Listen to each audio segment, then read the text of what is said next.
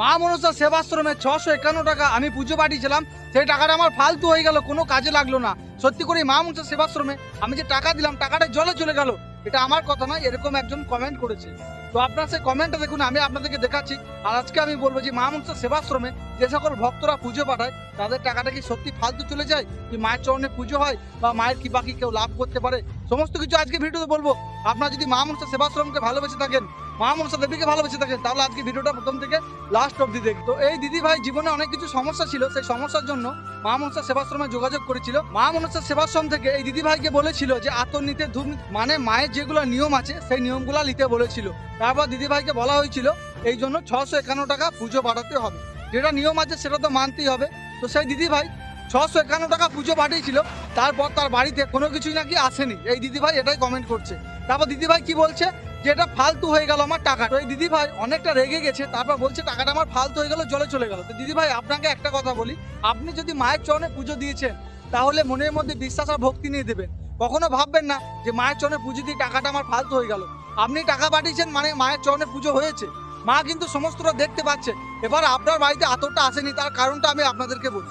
এই যে কিছুদিন আগে মা মনসা সেবাশ্রমে মেলা হয়েছিল, সেই মেলার কারণে মা মনসা সেবাশ্রমের সকল যারা সদস্য আছে তারা কিন্তু মেলাতে 1 থেকে 2 মাস প্রচণ্ড ব্যস্ত ছিল। আপনারা সবাই জানেন 100 টাকা থেকে 10 জন ব্যক্তিকে একটা করে ইলেকট্রিক স্কুটি দিয়েছে মা মনসা সেবাশ্রম।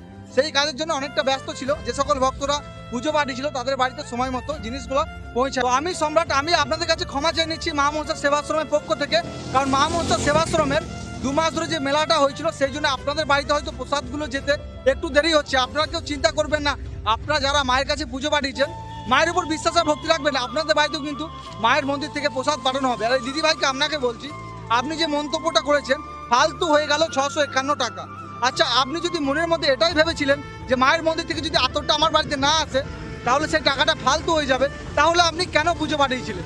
আপনাদেরকে সকলকে বলছি, আপনাদের যাদের মধ্যে, সবাইকে বলছি না, যাদের চিন্তা ভাবনা এরকম আছে যে মায়ের চরণে পুজো দিয়ে টাকাটা ফালতু হয়ে যায় বা চলে যায়, তাদেরকে বলছি আপনারা পুজো পাঠাবেন না। মাকে যদি পুজো পাঠাতে হয় বিশ্বাস আর ভক্তি নিয়ে পাঠাবেন। আর মায়ের চরণে পুজো পাঠালে একটু টাইম নিয়ে পাঠাবেন, কারণ আপনি যেমন পুজো পাঠাইছেন এরকম আপনার মতো অনেক ভক্তরা মায়ের চরণে পুজো পাঠাইছে। তো তাদেরকে কিন্তু প্রসাদ পাঠানোর জন্য একটু টাইম দিতে হয়, কারণ আপনারা সবাই জানেন মা মনসা সেবাশ্রম কোনো সময়তে বিশ্রাম নেয় না। ঠিক আছে, আপনি যেমন ঘরে বসে বিশ্রাম নিচ্ছেন, মা মনসা সেবাশ্রম কখনো বিশ্রাম নেয় না। শনিবার ও মঙ্গলবার মায়ের মন্দিরে লাখো লাখো ভক্তরা আসে, মায়ের মন্দিরে মহাপুজো হয়, সেদিনকে ঠাকুরমশাই অনেক ব্যস্ত থাকে এবং ঠাকুরমশাইয়ের মা মনসা সেবাশ্রমে পুরো টিম কিন্তু অনেক ব্যস্ত থাকে। কারণ যে সকল ভক্তরা মায়ের মন্দিরে আসে সে সকল ভক্তদের দুবেলা খাওয়ানোর ব্যবস্থা শুদ্ধ থাকে মা মনসা সেবাশ্রমে, সেটাও কিন্তু বিনামূল্যে। আপনারা হয়তো সবাই জানেন না, তো আপনারা জেনে নেবেন। মা মনসা সেবাশ্রমে এলে আপনাদেরকে দুবেলা যে মায়ের সেবা করানো হয় সেখানে কোনো টাকা পয়সা লাগে না। আর বাকি যে দিনগুলো থাকে মা মনসা সেবাশ্রম অসহায় মানুষের জন্য ছুটে বেড়ায় দূর দূরান্ত থেকে, আপনারা ভিডিওতে দেখবেন। তো আপনারা যারা এইসব ফালতু কমেন্ট করছেন আপনাদেরকে জোরাত করে বলবো আপনারা এই কমেন্টগুলো করবেন না। আগে আপনারা ভাববেন, চিন্তা করবেন, তারপরে একটা খারাপ কমেন্ট করবেন।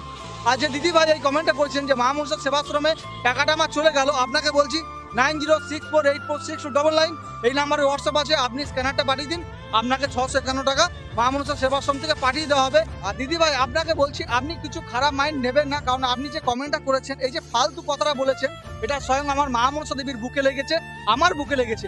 তাই আজকে আমি এই কমেন্ট রিপ্লাই ভিডিওটা বানাতে বাধ্য হলাম। আপনারা সকলেই ভালো থাকবেন, সুস্থ থাকবেন। আর আপনারা সবাই অবশ্যই কমেন্টে জানিয়ে যাবেন এই কথাগুলো বলেছি আমি একটা ভুল বলেছি কি ঠিক বলেছি। যদি কোনো কিছু ভুল বলে থাকি আপনারা অবশ্যই কমেন্ট করবেন, আমি কিন্তু আপনাদের কাছে ক্ষমা প্রার্থী। ঠিক আছে, যেটা আমি ভাবলাম সেটাই বললাম, কারণ মা মনসা দেবীকে যদি কেউ অপমান করে আমি তাদেরকে ছেড়ে কথা বলবো না। ধর্ম হোক যার যার, মা মনসা সেবাশ্রমে মা মনসা দেবী আপনাদের সবার। তো সকলে ভালো থাকবেন, সুস্থ থাকবেন, আর সকলে ভিডিওটা শেয়ার করে দেবেন, কারণ মা মনসা দেবীর আশীর্বাদ সর্বদা আমাদের সাথে থাকবে।